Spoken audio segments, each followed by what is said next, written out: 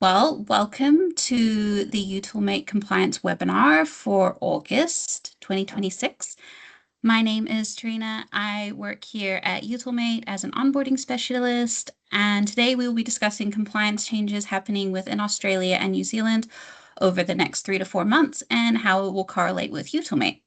I also just wanted to note that we have Peter Kerr, Manager Compliance Operations, and maybe Carolina Rodriguez, who's a Principal Analyst from the EA that will be joining me for the Q&A portion of the webinar.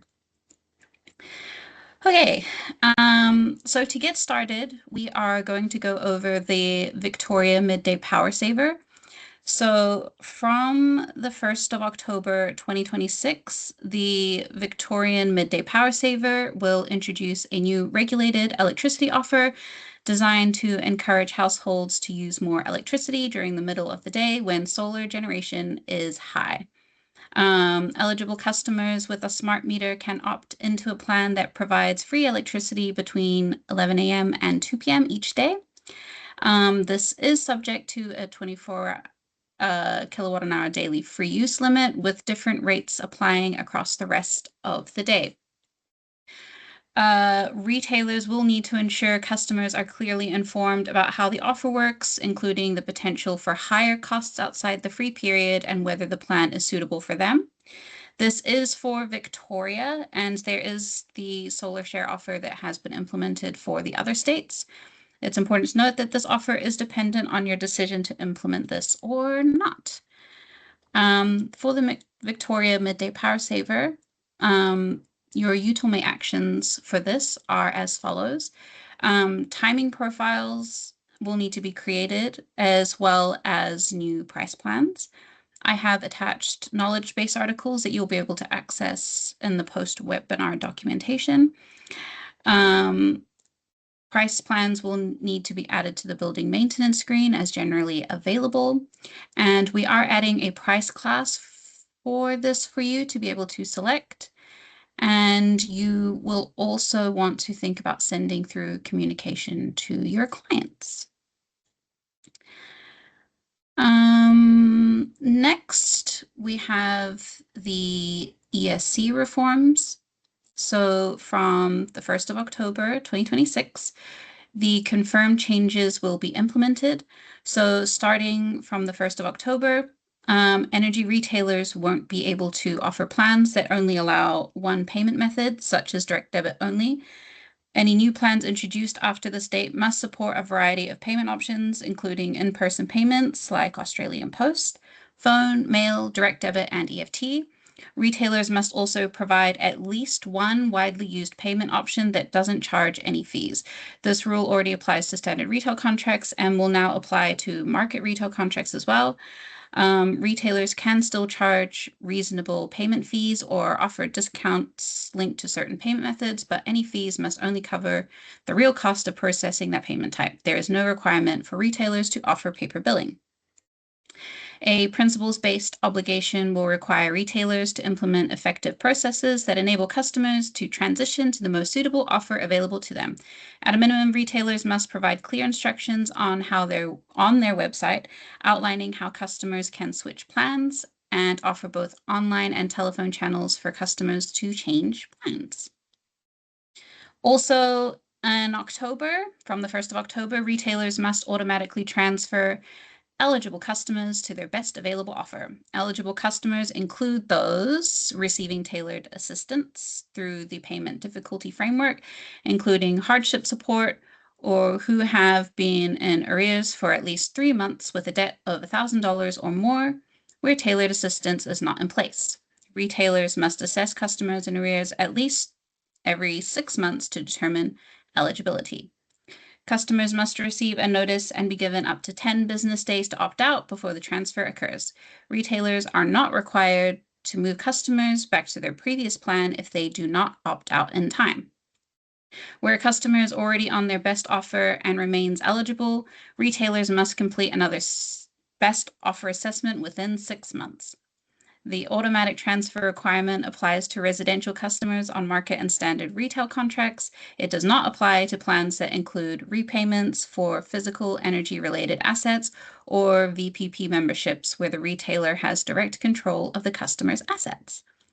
Retailers are also exempt from issuing a notice or completing the transfer if they reasonably believe it could pose a significant risk of harm to a customer affected by family violence. In these situations, eligibility must still be reviewed at least every 6 months until the transfer can safely proceed. So for these reforms, your Utilmate actions will be to check what payment methods you have available for your customers. You can check through your mail merge templates and check your correspondence for plan switching. And Utilmate will give access to track customers who ignore the better offer message through a report. I will be sending through the links once again. Next, we have the disconnection thresholds and the Victoria Better Offer threshold. Just to note, the AR increase minimum disconnection threshold went from 300 to 500. That was in July. But now the Victoria ones, the minimum debt threshold before a residential customer can be disconnected for non-payment will increase from $300 to $1,000, providing greater protection for customers experiencing financial difficulty. And then also in Victoria, the better offer threshold, the estimated annual saving required to trigger a better offer message will increase from $22 to $50. The $50 threshold will also be used when determining whether eligible customers experiencing payment difficulty should be automatically moved to their retailer's best offer. So the actions needed to be taken for the disconnection threshold and Victoria Better Offer threshold. You will need to update your minimum amounts on your treatments. If you have Victoria and non-Victorian clients, you will need to split their treatment types up. And Utilmate will do a code change for the Better Offer threshold. Now, Australia's removal of credit card fees. So from the 1st of October 2026, Australia's nationwide reforms led by the Reserve Bank of Australia will ban surcharges on most Visa, MasterCard, and EFTPOS transactions, alongside lower interchange fees for merchants. American Express has voluntarily offered to remove the surcharge as well. The change applies based on the payment date, not the invoice date. Payments made on or after the 1st of October 2026 will be subject to the new rules. This means that businesses will need to ensure applicable card surcharges are no longer charged for payments processed from the 1st of October 2026. So for the Australia removal of credit card fees, your Utilmate actions you will need to raise a ticket to confirm the copy of the message you would like displayed on the My Account portal. And you will also need to review your correspondence and your invoice templates. Okay, I just really wanted to briefly go over the product roadmap. So that you can see sort of what Utilmate has currently got in the pipeline at the moment. So currently completed, there's a building-based transaction runs, the dashboard transaction exception aggregation view, the dashboard performance has been improved, and the EIC, which is the explicit informed consent collection, have all been completed. In progress, we currently have My Account settings are moving to the CRM. Role-based access control is being added to the CRM, and we are making improvements to the public API. And what's coming up is improved revert to owner flow. So just a little update on how things are going. And attached to that, the Australia exempt retail comparison standing. So exempt retailer, Exempt retailers must ensure their electricity plans do not exceed the applicable standing offer. This means regularly comparing customer rates against the relevant DMO or VDO benchmark to ensure pricing remains compliant. We have made a change to what can be shown on your My Account as seen in this example, allowing your customers to view this from the My Account portal. If you would like this enabled, you will need to raise a support ticket. Okay. So before we get into this next portion, I just wanted to let any of our Australian clients know that from this point, we are discussing the New Zealand changes. So if you're interested in seeing what's going on there, stick around. But if you are wanting to pop off, now would be a good time. So we're going to start talking about the half-hourly data required for reconciliation and TO billing changes for New Zealand. So from the 1st of October 2026, New Zealand electricity traders will be required to submit half-hourly consumption data for reconciliation, where a half-hour capable meter is installed. And I am actually going to hand it over to Mike to discuss this. Thank you, Mike. Cool, thank you, Trina. You can hear me okay? Yep. Yeah. Good. Excellent. So we've had a few questions around this and a little bit of confusion. So obviously this requirement is to reconcile any capable ICPs and meters as HHR from the 1st of October. There's no explicit requirement saying you have to bill using that same HHR data. There are some commercial incentives and advantages potentially in doing so, but ultimately it's your decision whether you want to bill using the HHR data or not. So you have broadly, you've got three choices come 1st of October. Choice one is you could apply for an exemption. Some of your businesses are either quite small or have sort of some niche things going on, which may make it prudent to go down that path. So you could say, it doesn't, we don't want to have to do this. Option two is you can start reconciling using the HHR data and bill using non-half hourly data like you do today. So you could have a sort of a split process going on. And option three is you could actually start billing and reconciling using the HHR data, right? With options 2 and 3, so although Utilmate can produce the reports, so you'll notice in your reports menu, we've got the AV90s and all the different AV reports sitting there, plus the EIEP ones for the network. So we've got them sitting there, and the system is capable of producing reports in those formats. The important point is that we aren't a reconciliation manager or anything. We're obviously providing a system. The system can produce reports and data, but it would be up to you to manage that process, right? Settle, uploading the data, doing the revisions, etc.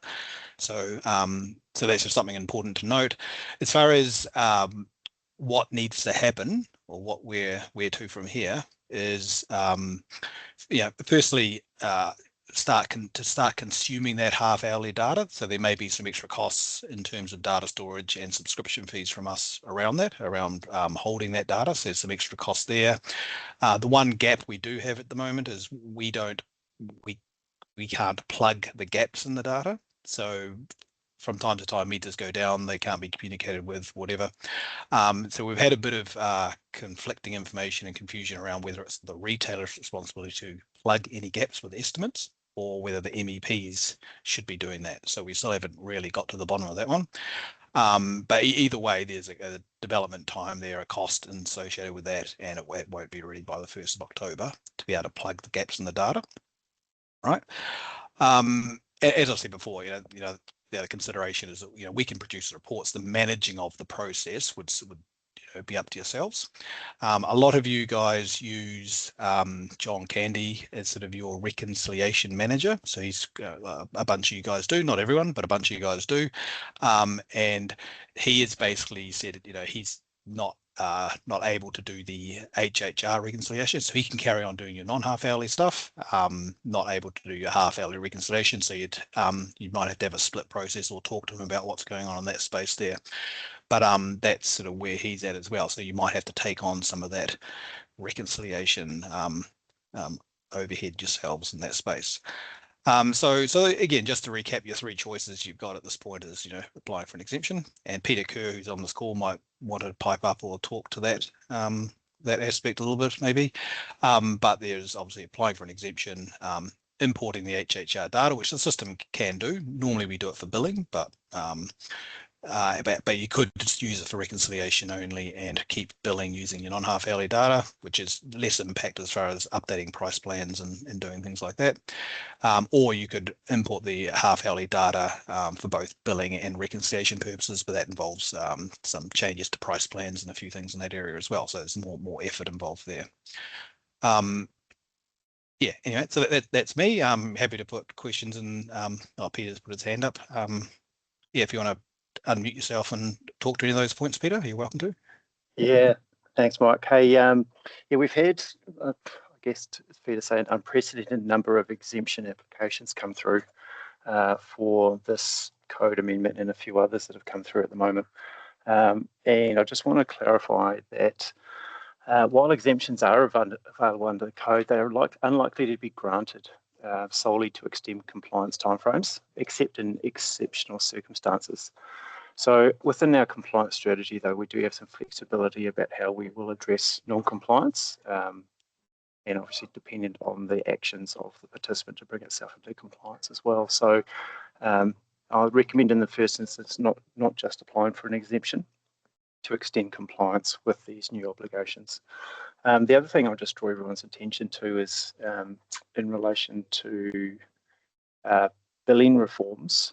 The authority has extended the timeframe for compliance out to the 1st of April. And maybe I'll just pop in a link to the chat, if that's okay, to a media release that the authority did publish on that. Okay. Yeah, thanks, Peter. I think that's the next point that Trina is going through on those things there. So that's sort of the half hourly data subject. So I'll put myself back on mute and Trina, you can take back over if you like.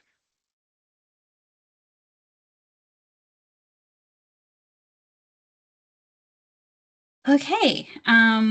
Yeah, just like what Mike said, and our next point, we're talking about the new electricity billing standards. So the Electricity Authority is introducing significant changes to making electricity billing clearer, more consistent, and easier for customers to understand and compare.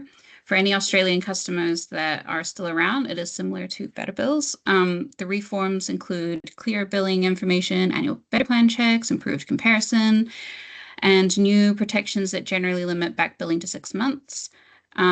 Just like Peter said, it was just announced on the 13th of August that the reforms will begin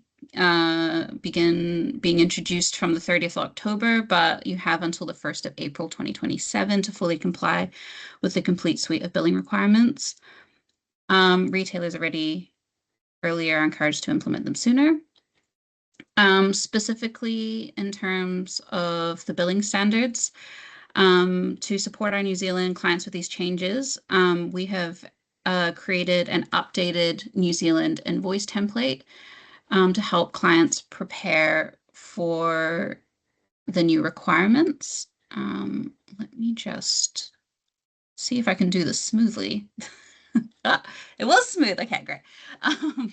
So this is what our like residential electricity template looks like now. So we have gone through and checked all of the requirements and made changes, including stuff like the product identification code and the layout, making sure that things are clear, including all of the information that was needed at the bottom of the template. So we have put some work into making sure that the template is as compliant as possible.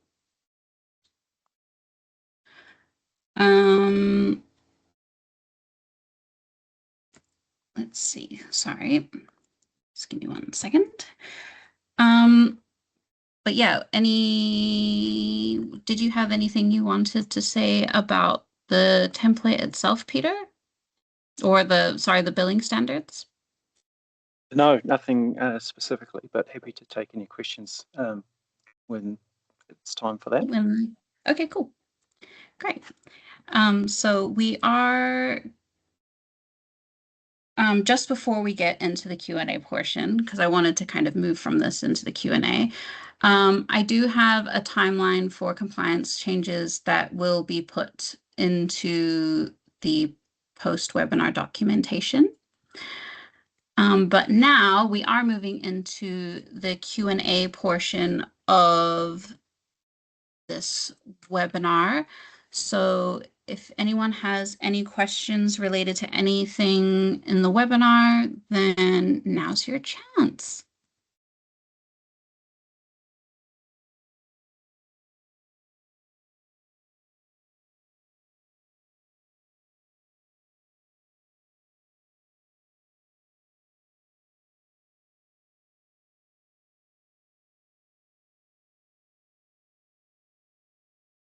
Let's see. In the New Zealand electricity market, a material change audit needs to be completed at least 5 business days before the change goes live in the system. How do we manage this process? Mike, would you be able to answer that question? Good question.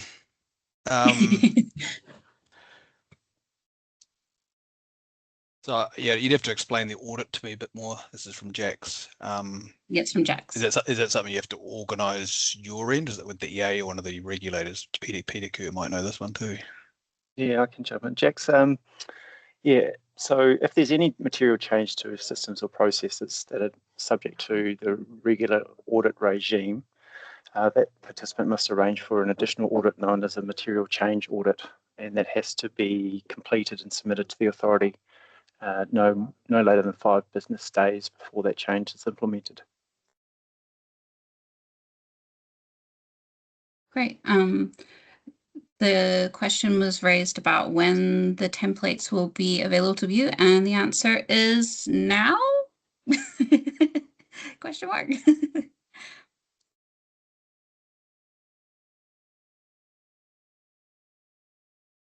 Any other questions? Chat's open. Yep. Sorry, Tarina. So the steps from here for the New Zealand bill changes is we will be providing them a copy of the bill changes on there with their branding and everything all over it, right? For some feedback would be the next step. Yeah. Excellent. So just clarifying that. Thank you. So in the coming weeks, I imagine you'll be getting a invoice that looks largely like that one you just saw on the screen before, but with your brand all over it, and then we'll be asking for your feedback as a result of that.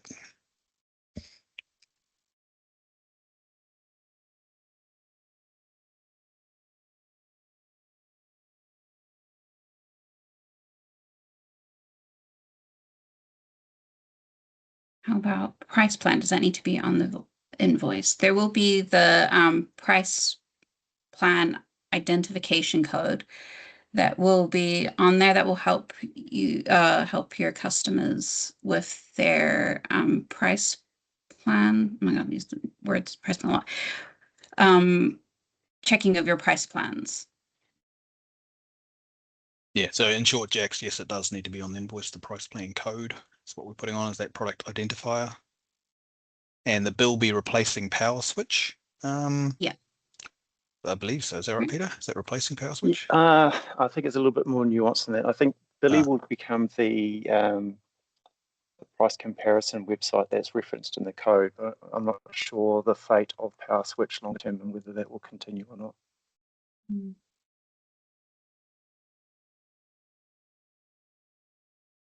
Will the better billing requirement use the half-hour data in to generate a letter that compares the retailer's plans and recommends the best plan? Only if you're billing on the half-hour data. So if you continue to bill on the non-half-hourly data, then no, it won't be used. It'll be purely used for reconciliation.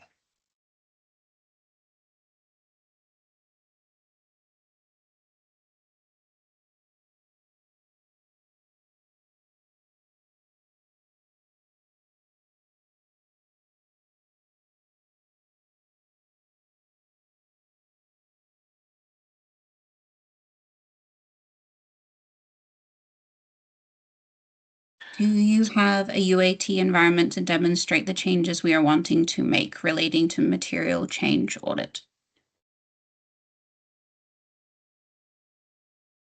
We have a generic sandpit, not a UAT environment specific to yourself, right? I think that's what you're asking.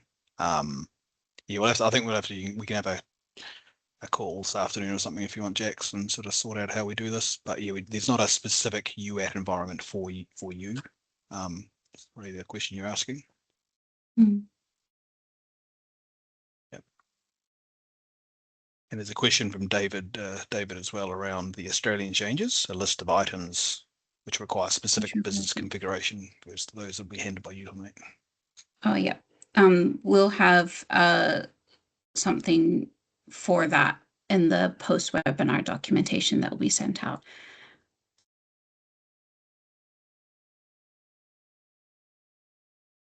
From Jax, how about TOU pricing retailers need to offer residential customers? Can you speak to that?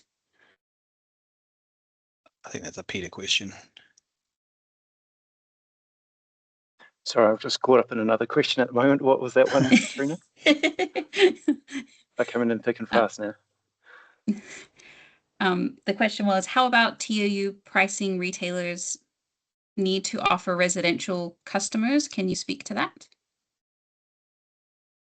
Not sure if I can give that question that's full depth of answer. I'm not. Is there a way to tease out a wee bit more about what specifically you're asking for in that question? Yeah, Jax might put some more comment information in here. I'm not sure exactly on that one. So we can understand Utilmate can provide part of the functionality required to comply with 1 October deadline for HHR submissions. What options does a small retailer have to achieve compliance? Do we need to change software provider to be able to comply? Good question. Well, we need to talk about the costs. I mean, the bit that's missing largely is the plugging of gaps. I mean, Peter might even know whether any gaps in the HHR data, is it the MEPs that plug that or the retailers? That's sort of the number one question we've been asking and going around in circles on a bit. Yeah, my understanding is that MEPs should be plugging that, but you mentioned earlier that Mr. Candy does some work for some participants, and he's had a crack at doing that too in the past as well. So my expectation, from my understanding, and I might be wrong, is that the MEP should be providing that information as part of the contractual arrangement between it and the retailer. Yeah, so that's your answer, Carolyn, I suppose. If the MEPs are plugging the gaps, then you can process the HHR data. There's still an overhead on your side to perform that reconciliation manager function, right? So we're just a system provider, so there's still an overhead to do it, but the system will produce the AV90. If the MEPs are plugging the gaps, if any, then it'll be complete data.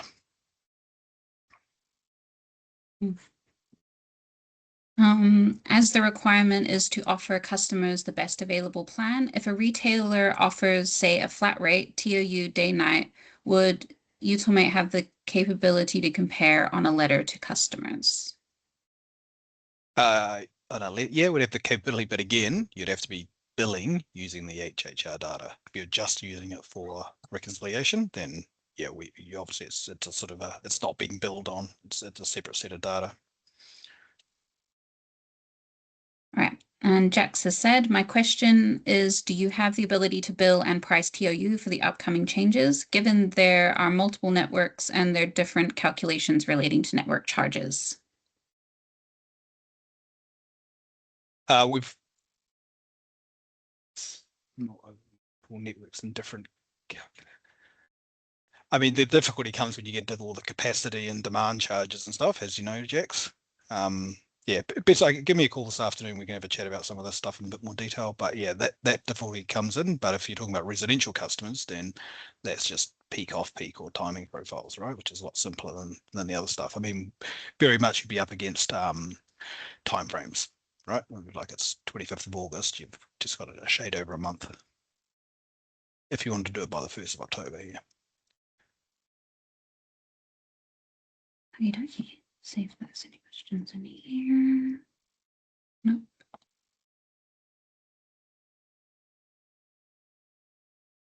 Okay.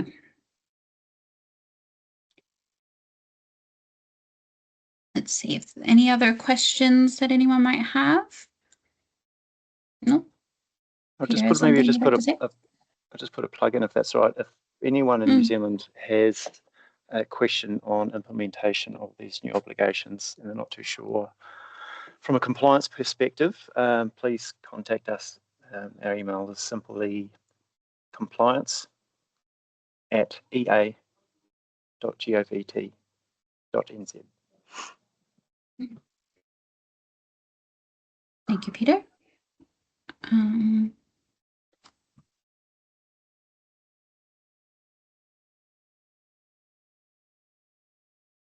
Let's see. Any more questions? I'll give it another minute or so to see if you guys have anything else you would like answered.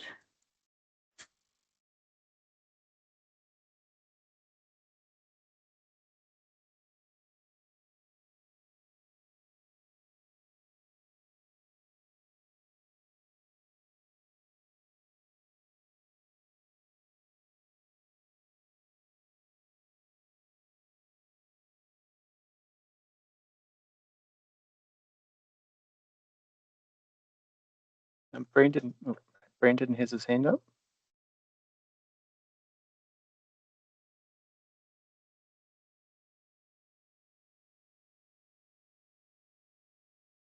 Brandon has a question.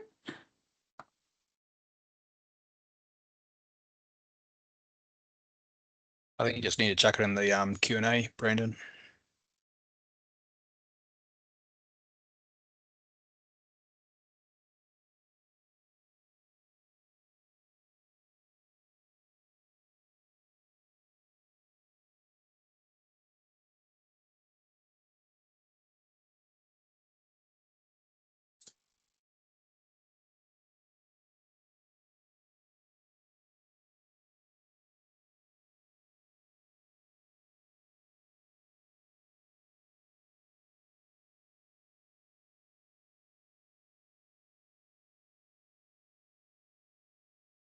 There we go. Do we have the HH recon reports in the pipeline and ready to go, or do you need guidance it? The only one we've delivered, which in addition to the ones that were already there, was the AV90. Right? Is that, I don't know if that's the one you're referring to, but that's the only one, the only additional one we've needed to add.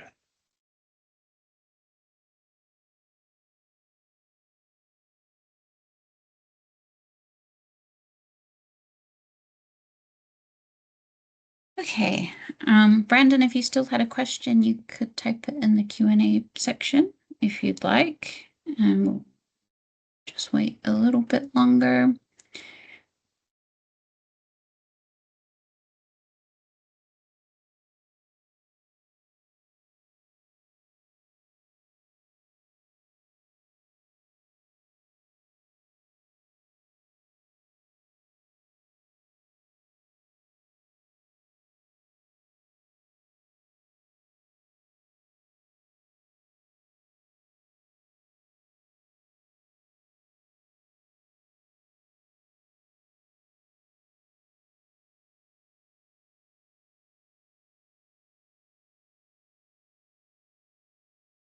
Okay, everyone.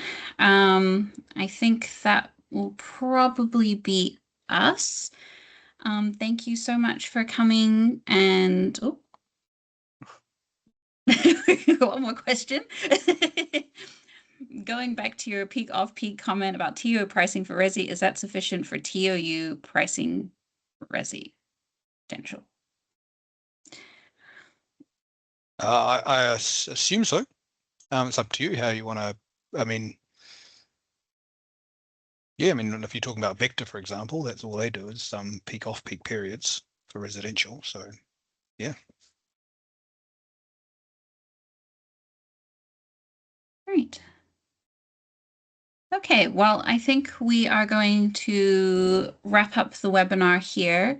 Thank you so much, Peter, for joining us today and for helping us answer those questions. And thank you, Mike and Tracy. And we will see you all in the next webinar. Okay, bye-bye, everyone. Thank you. Thank you. Bye.